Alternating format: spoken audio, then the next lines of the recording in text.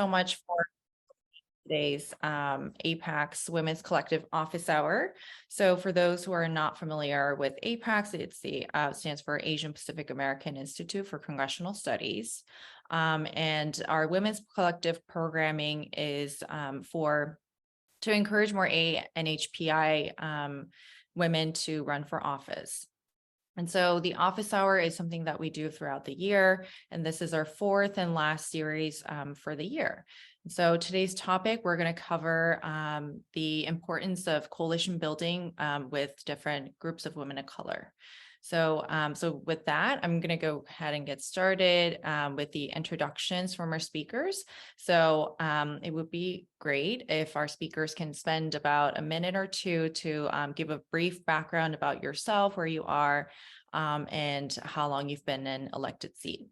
So first, I'd like to introduce Pat Spearman. She's a Nevada State Senator of District 1. Thank you so much. I am State Senator Pat Spearman. I serve in the Nevada State Senate. I was elected in 2012, have served since that time. I have served in various capacities, chaired various committees, healthcare.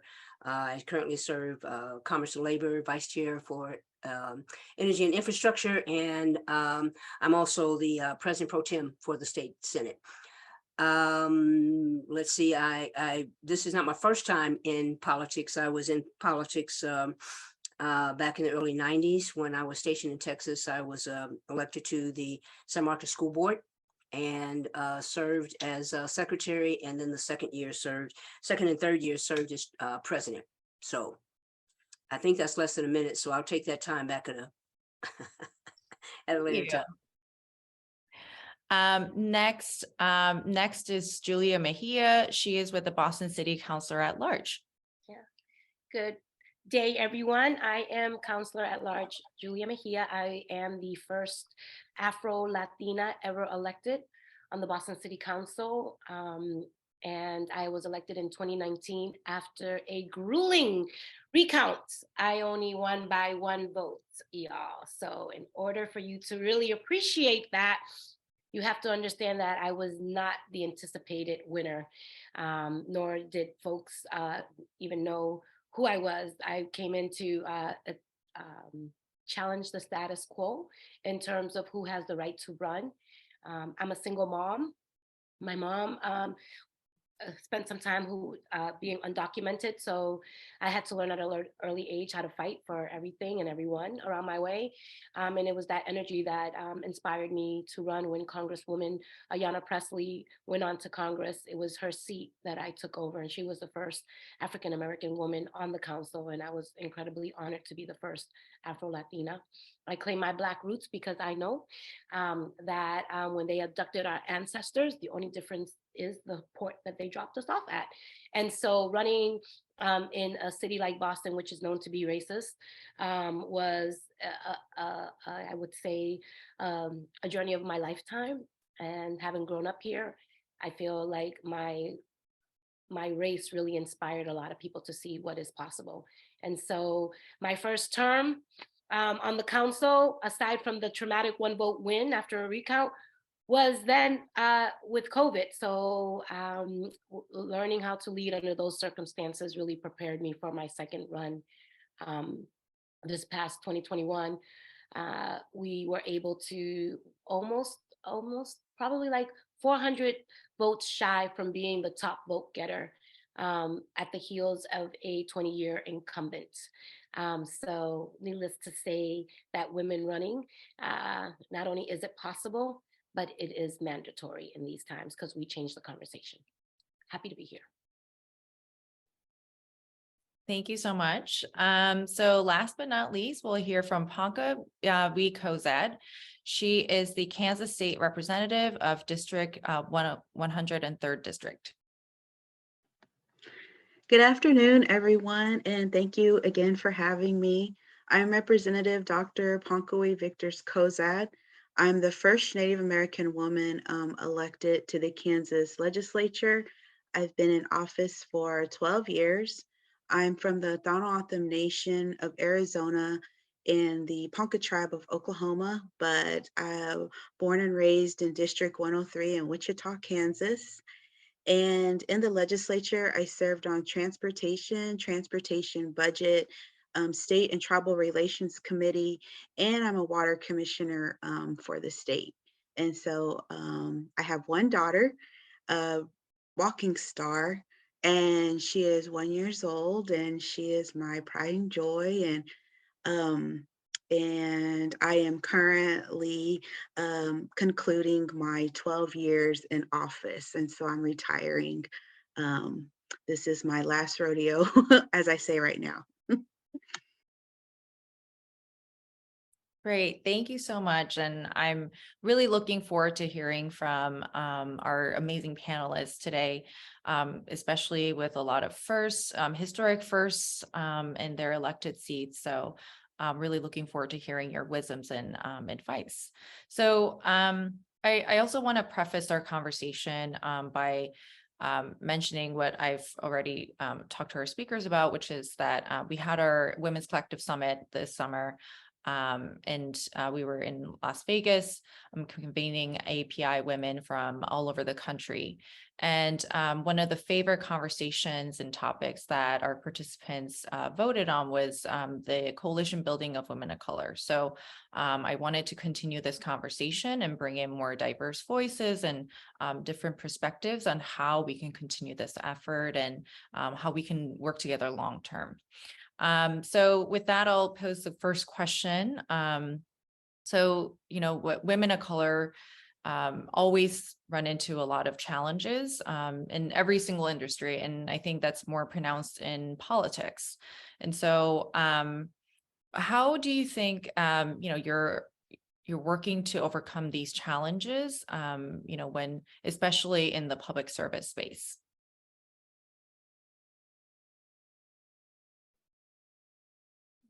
Well, I'll go first.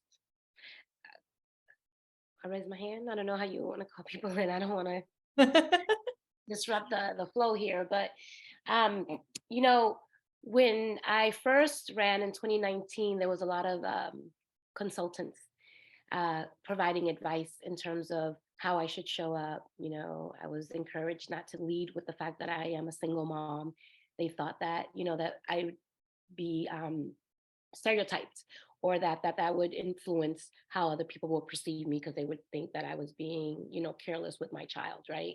There was some discussions about the swag that I have, right? That I was a little bit too much, that I needed to tone it down if I wanted to be digestible to other folks.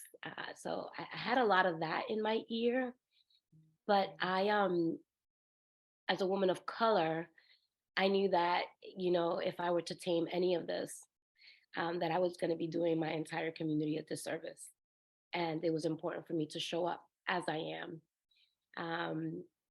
And as playful as I can be, I used humor a lot when there's uncomfortable situations. And so just my demeanor and the way that I show up in this world was always on constant criticism.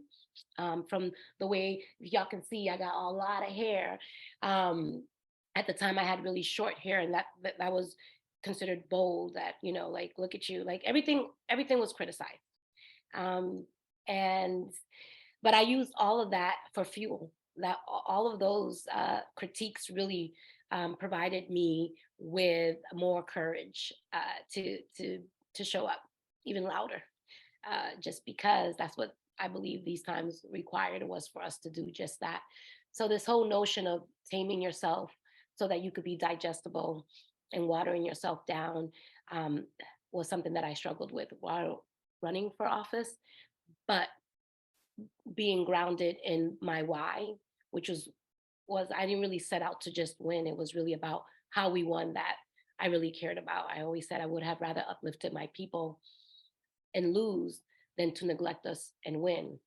And as a single mom, we brought in a lot of other single moms into this conversation, and having been able to help other people realize their power really was what shepherded me through this, whole entire journey.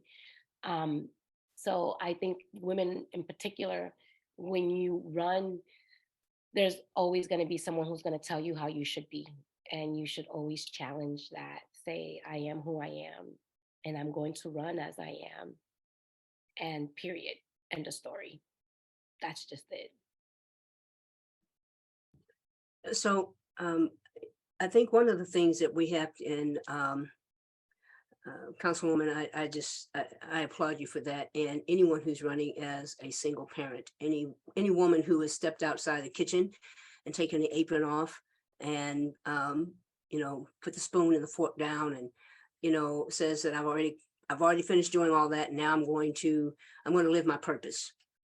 So I applaud anyone doing that. The thing that I think we have to always be concerned about, and it was a little bit of concern of mine.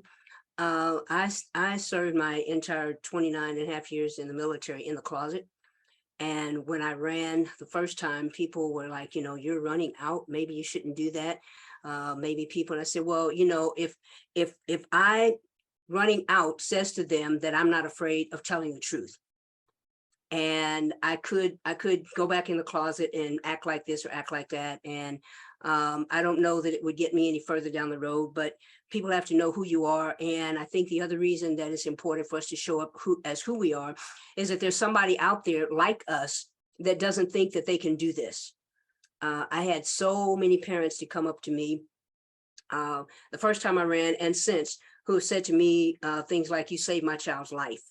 Have said things like, my child is looking at doing something like this, or would you have lunch with my child, or something like that. And so I think it's important for us to be who we are. And the other thing that I'll say is that when we do this, we have to also understand that it's fighting for who I am. Yes, it's fighting for who you are, the people that I know, but it's also fighting for those that we don't know.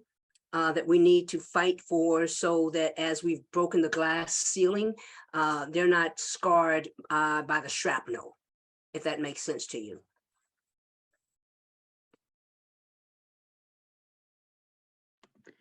So for me, I was elected and I came into office, and I was 28 years old. So as the first Native woman, it was when with a name like Ponka-We, I stuck out like a sore thumb. So I felt like immediately coming to the table, I felt like I had some strikes that were against me. First of all, being a woman, being a brown woman, and being from not I guess like in the majority. I was not only in the minority, but I was in the super minority party, and being the only Native American there in the legislature. And so those things, coming to a table full of male, uh, white males, it was intimidating at first for me. And but I had to stick to my guns, and I felt like I had to prove myself twice as hard, because I had seen women crying, my colleagues crying, and I knew that that just wasn't going to be how I was going to handle things while I was at the legislature in the Capitol. So I already knew going in what it was going to be like. And like I said, I worked hard with both parties to get things done. And I am one of the few legislators that gets a bill to the governor's desk every legislative session. And I couldn't have did that, had I not, not talked to anybody. When I was going in, they were like, you're not going to get anything that you want done because we're not in the majority party, and I knew they wanted to throw in because of what I look like and who I was. But I used that to build bridges. I used my uniqueness to make friends, and to show them to step outside of party lines, and to show them who I really was as a person.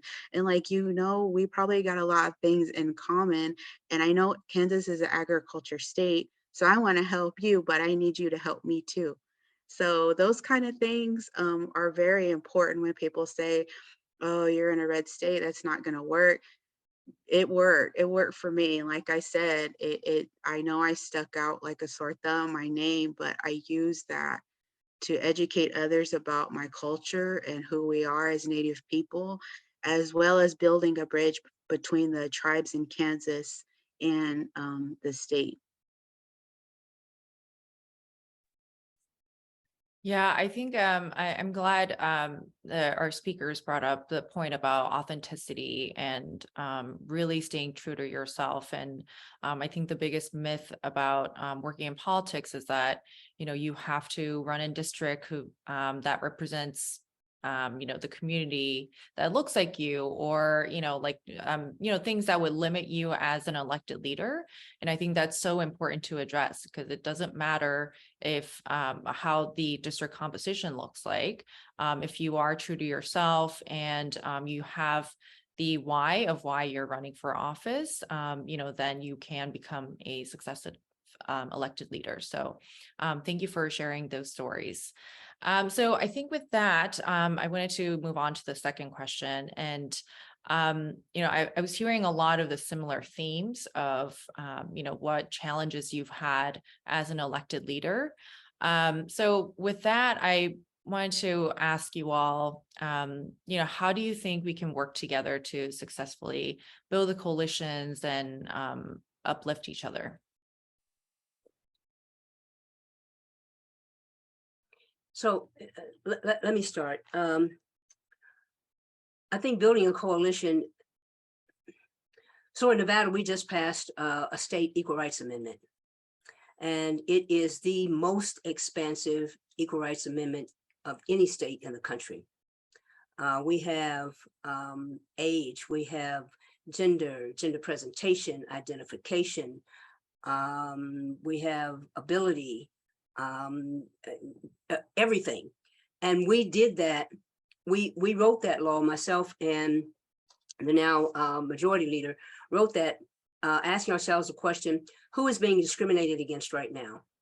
And let's put everybody in there, because we're not going to have five or six different equal rights amendments in our Constitution. We're going to write one, and it's going to be for everybody.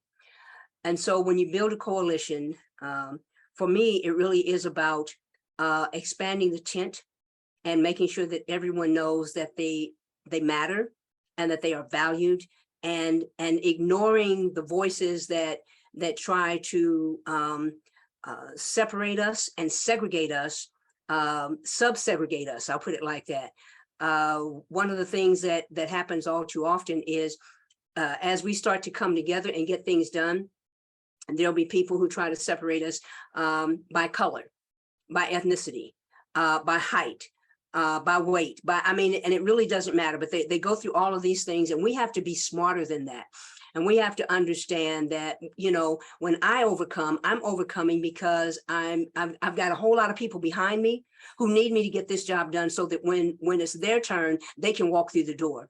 I often say to people, I'm Black, I'm a woman, and I'm a member of the LGBTQ community. And you can't be any more marginalized unless you're a Disney cartoon character. And so when I walk through the door, my very presence challenges people's understanding of equality.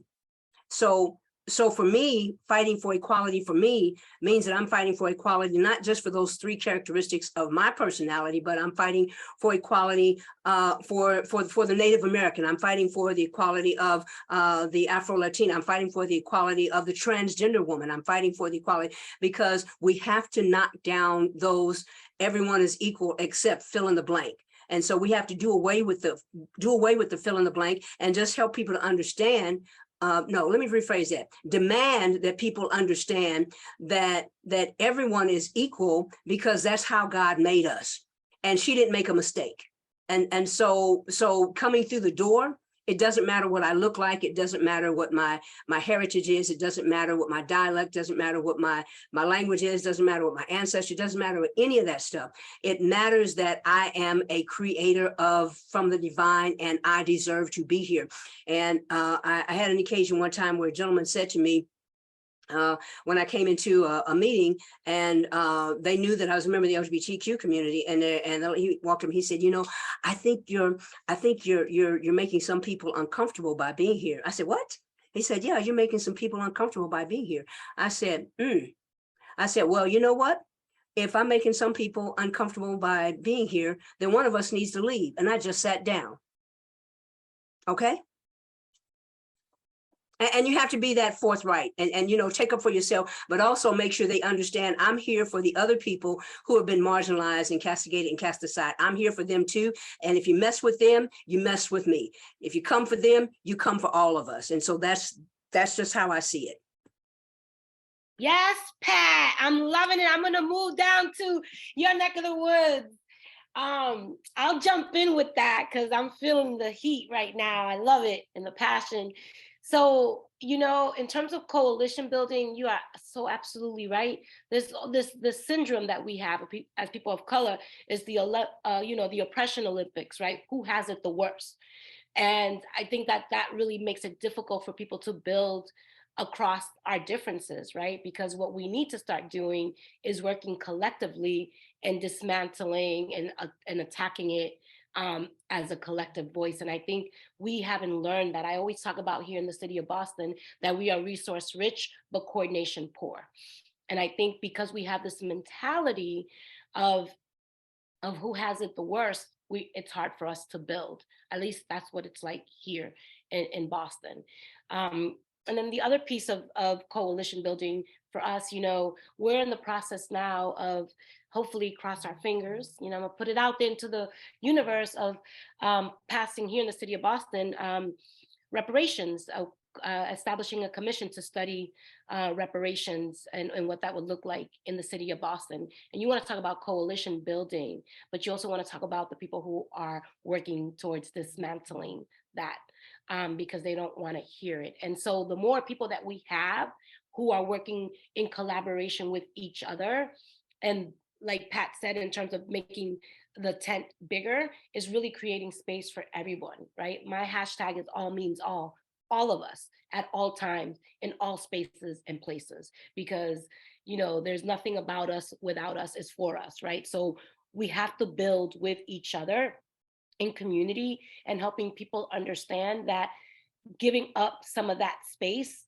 is not about giving up power, but it's really creating space to build more of it, right? And so it's really shifting the narrative around what coalition building is all about. But that's not something that we learn instinctually, right? We always learn to always take care of ourselves. So we have this way of being in this world. And so really leaning into the we in terms of how we build with each other is the only way we're gonna make it happen. And I think that with women in particular, you know, our office, we created this whole initiative to help elected, you know, candidates run for office, people of color run for office, women of color run for office, and people who want to run campaigns, campaign managers, volunteers, because our people, right, don't have the luxury or the privilege or the disposable income to just volunteer on a campaign. So part of our coalition building efforts is really about also building people's capacities,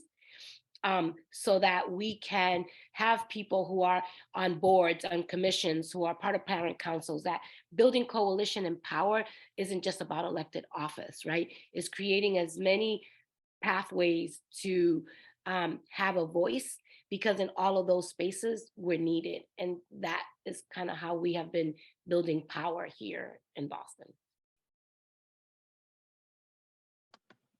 For me, what's worked is, so I did my dissertation research.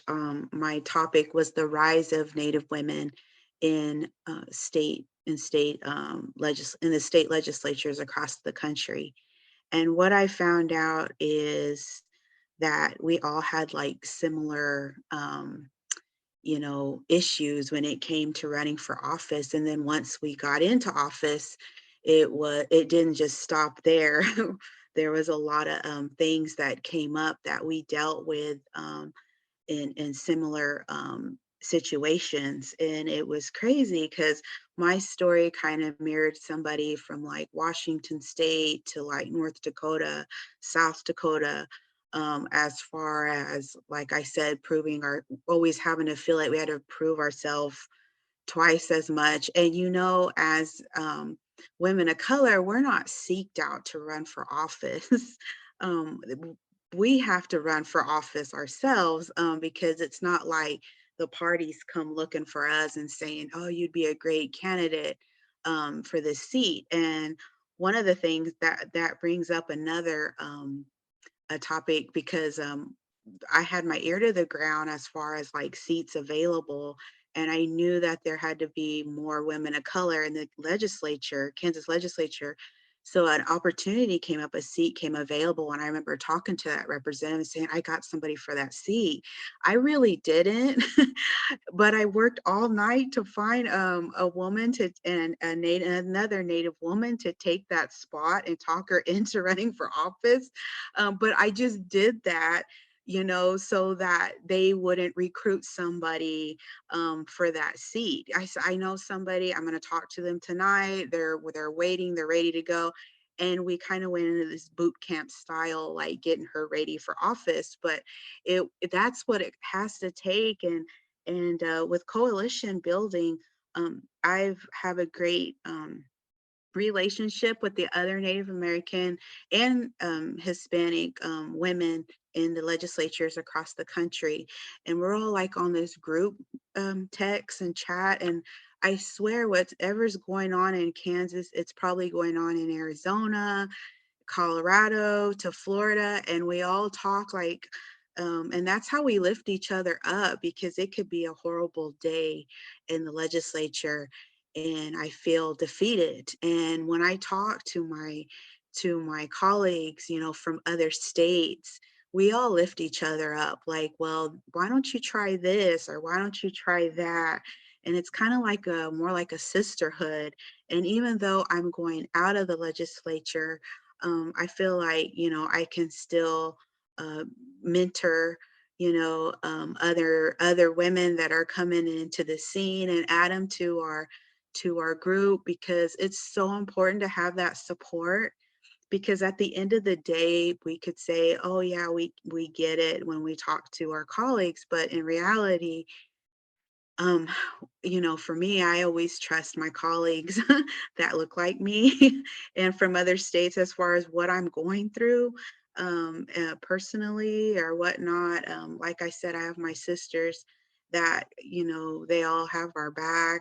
We have each other's back. And when it comes, because it is stressful, it can be it can be a bad day, and you can just say, I don't want to do this anymore, and you have days like that. But it's the support that builds you up, like you said, lift each other up. That is so important, to know that you're not alone out there.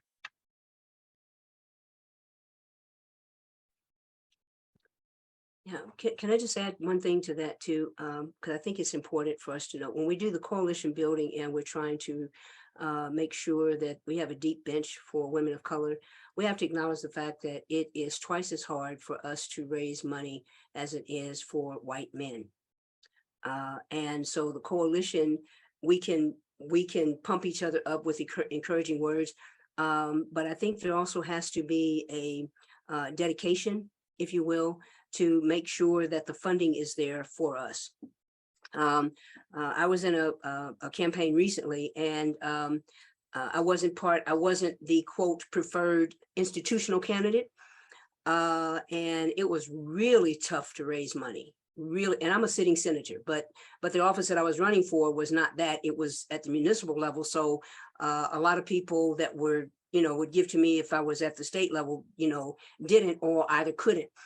So understanding that it's difficult for us to raise money and to make sure that there are avenues, if you will, for us to be able to raise that money. And if I can't raise it myself, what I've done for people is I've said, here, I have a couple of friends, give them a call, tell them that you talk to me, and ask them if they can make a contribution, and ask them if they'll have people in their network to do it. Because when we don't do that, then we find good women who are good candidates and would be excellent in the job that they're running for. They can never get there because they don't have the money. Yeah, I know we're not talking about money, but I'm going to talk about money because Pat did, and I'm going to model the behavior of everything that Pat does, y'all, just so you know. Don't invite me and then I come, because so I want to speak to that money situation, because you know, as a single parent who was, who most of the people that I represent usually don't even vote, let alone are registered to vote or are documented or haven't become naturalized as of yet. The pool of dollars that you can raise when you are so committed to disrupting the status quo gets harder. So in terms of the coalition building, yes, it's organizing folks to pass legislation, but the same way we build coalition to pass policy is the same way we have to build coalition to ensure that we have the grassroots dollars that we need to win.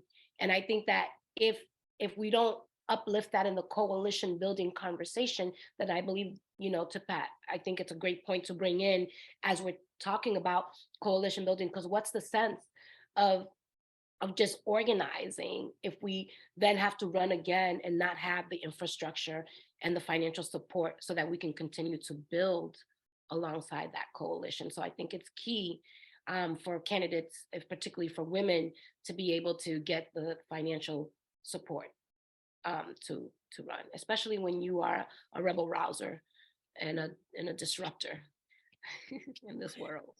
Yeah, no, I think the fundraising piece is so important and it's not talked about enough because that's how you win. That's how you get your seats and the support level. So, and you see a lot of, elections where there is that big disparity between a woman candidate versus a male, especially a white male candidate who will have that huge gap between the fundraising levels. So I think it's really important that we talk about this and also educate each other on how we can be successful in raising enough funds to run a successful campaign. And So Danielle, can I just say this real quick, and I'm not going to dominate. And Julia, be careful. Okay, I'm OG, so just be careful following my footsteps. All right. But you know, here's something really quick. We rue the day that Roe v. Wade was overturned. But Roe v. Wade, the genesis of Roe v. Wade being overturned actually started in 1982. Okay, there was a re-election for John Danforth, senator in Missouri, and there was Harriet Woods who challenged him. And she was gaining on him. She was, just strictly grassroots. She was gaining on him. And the political pundits 2 weeks before the election said, oh boy, it's going to be an upset. It's going to be an upset. Well, Danforth, white man, had all of this money behind him. And so they threw a bunch of ads up on TV and she had no money left to counter them. And so she lost. Danforth, when he was reelected, called one of his friends to come and be his legislative assistant. His friend's name was Clarence. Yes.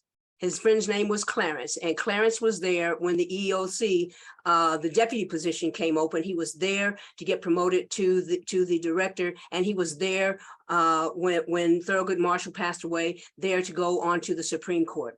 If Harriet Woods had had the money to finish the race on top, Clarence Thomas would not be there today. And so it's important for us to understand the integratedness, if you will, of financial stability when women, especially women of color, are trying to run. If we don't get that, then we will always be hat in hand, begging, and singing for our dinner, if you will.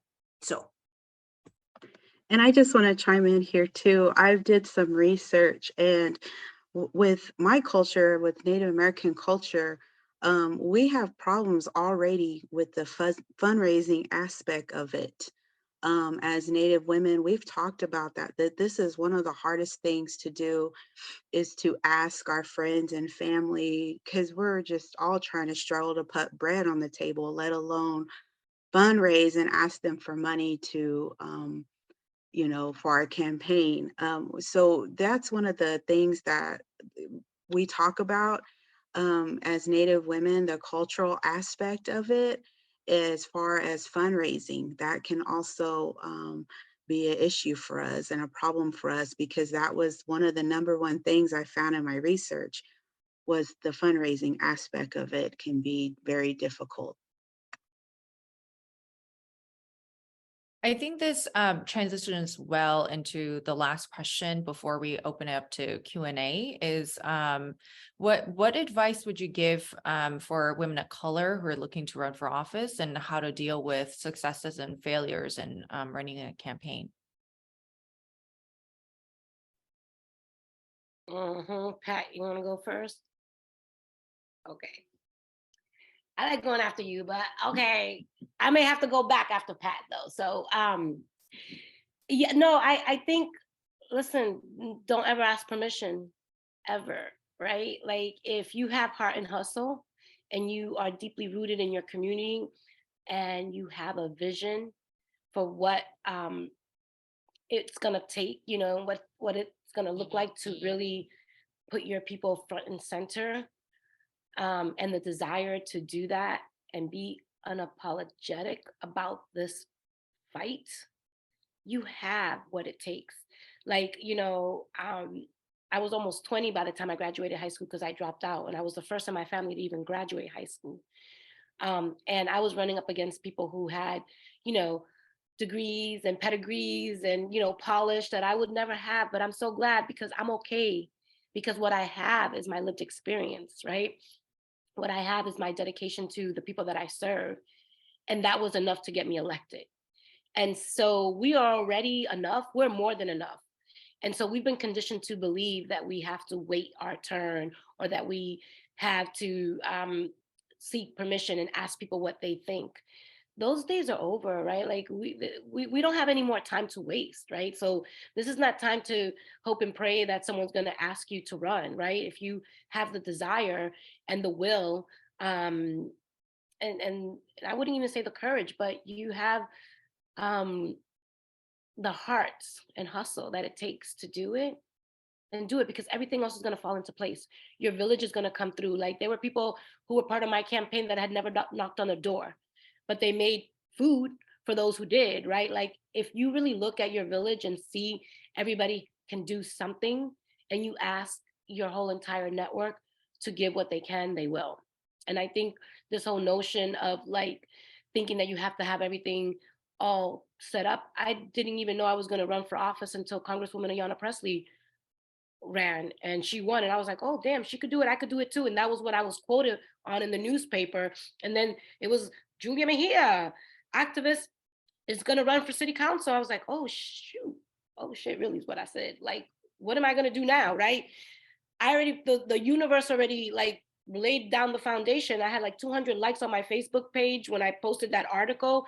And, you know, everything fell into place. So like, you have to trust the universe. You have to trust in yourself, and you have to believe in what you're trying to do, because everything else will just line itself up to help you bring that vision to life. So you just got to trust the process. For me, I would say, dang, I just lost my train of thought. But it would definitely be the shadow. Find a woman leader that you know or that you've reached out to, and ask them if you can come shadow them for a day or see what they do. I have people all the time shadowing me. Intern, if they can't be my intern, if they want to shadow me for a couple days, that's fine. But find somebody, seek out like city council or on the state level or school board, and just see what they actually do every day.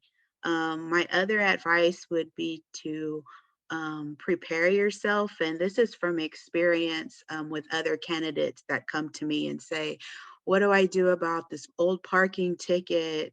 You know, or this might come up or that. Prepare yourself, get those kind of things in under control. And if it, you know, have something ready, because I don't think candidates understand that when you run for office, everything's going to be out there, even your home address, everything. You have to protect yourself. You have to be ready for anything that can blindside you. And also safety. Be careful, because as women of color, when we're going and walking doors, it can be a little scary sometimes if you knock on the wrong door. Always walk with people. I always say, use Google Voice as your go-to number.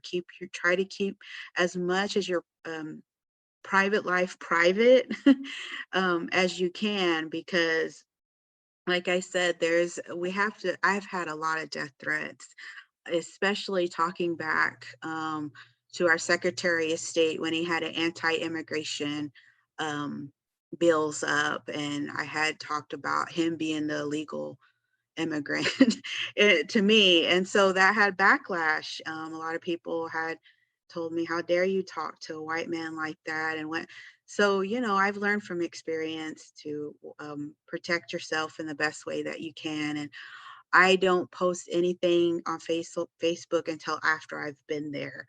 And then I'll post pictures and whatnot. So that's my go-to things that I would pass on to. But you can do it. If I can do it, or if we can do it, you can do it. So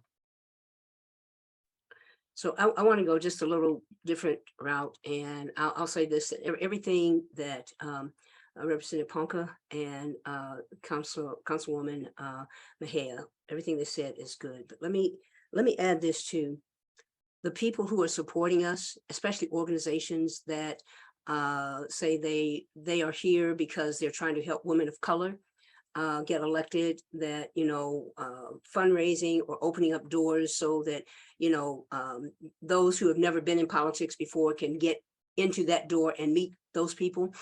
My challenge would be this: don't be afraid to make a bold move. Don't be afraid to make a bold move. If you're here for women of color, if you're here for, women of a particular ethnic stripe, don't be afraid to make a bold move. And I say that because we have to recognize that the playbook right now for people getting into elected office, the more diverse our country becomes, then the more eager it is for people who want to stop our progress to put somebody in there that may look like us. And so they put us up there together, and people look on face value and they say, oh, well, it's two Black women. No. Oh, it's two Black men. No. Oh, it's two Afro-Latinas. No. No, it's two women, from indigenous state. No, it's not. Make sure you're not afraid to make a bold move and call it out. Because when we don't, what we do, people who are looking to us, who are already there, they say, well, they said that it was two Black women, or they said it was two Black men, and so it doesn't really matter. Either one would, and that's not the case. And as long as we do not do that, we're going to wind up over and over and over again with, it's so bizarre what's happening in Georgia. I can't even, I can't even formulate a sentence to describe it. It's like the Twilight Zone ×3. How in the world can anybody think that it doesn't matter which one of those candidates gets elected? And it's no accident. So the people who are, quote, there for us, don't be afraid to make a bold move. Don't be afraid to look at what's going on and call it out. And once you see, because the people who are supported by certain entities, when that entity helps them to win, don't be Pollyanna. Don't be naive. They owe them something. They owe them something. And 22, as I kept saying to people, 22 is a precursor to 24. And the people who want to stop this progress put people in these races because they needed them in those places come 2024. So, and it's not just about state, it's not just about city council. We haven't talked about school board. And so all the way up and down the ballot, there is no office that a woman is running for, a qualified woman of color, someone who is not afraid to fight, someone who's not afraid to stand up and represent. There is no office that she can run for that is too low to get your attention.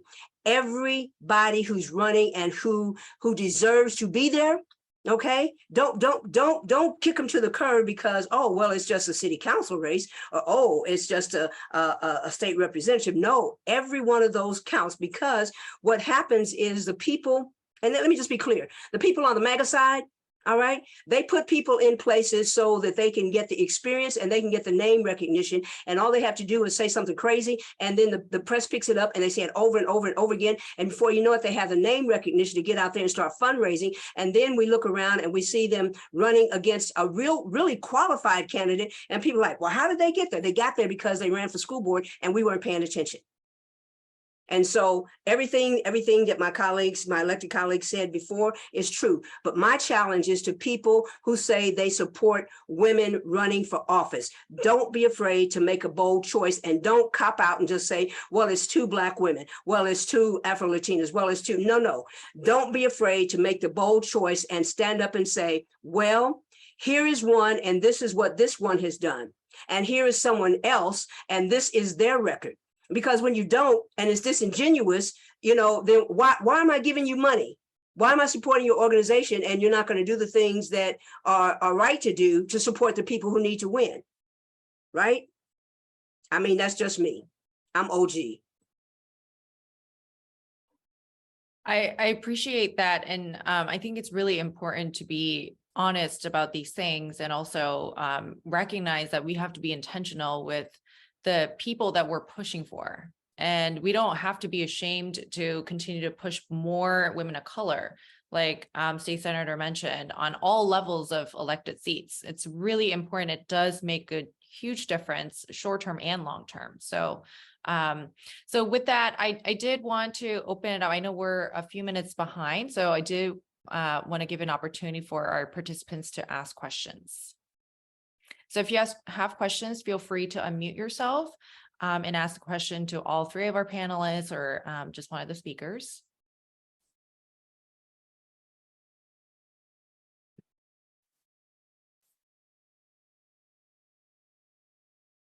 Oh, don't be acting like y'all shy now. You could drop the question in the chat if you need to. You don't want to be seen.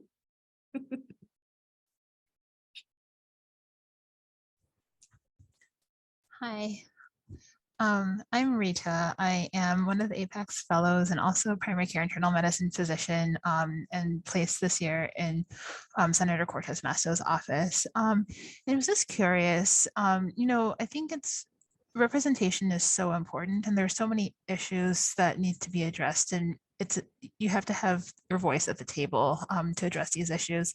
And for someone who's very early career like me, are there pieces of advice that you would give as you're thinking about making an impact in the political space at different levels of government or different levels of engagement? I'll just say really quick, because I know we're running out of time, but I have this little mantra is like, don't invite me to the table and then set terms and conditions, right? Please don't do that. Don't invite me to the table and then give me the kids menu to choose from.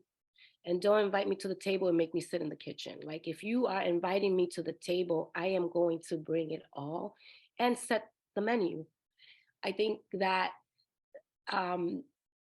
being at the table requires more than just showing up. It is making sure that while you are there, you're occupying that space in a way that's going to change the conversation. Because you are there, you entered that space for a reason.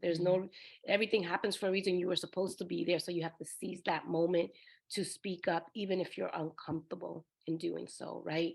And I think that is the advice that I would give, is that you have an opportunity in every space that you're in to really push the conversation in the direction that most people may not want to go in, but it's what is necessary for that time. So bring all of you into every space. I would say know who you are and do not lose yourself in the process.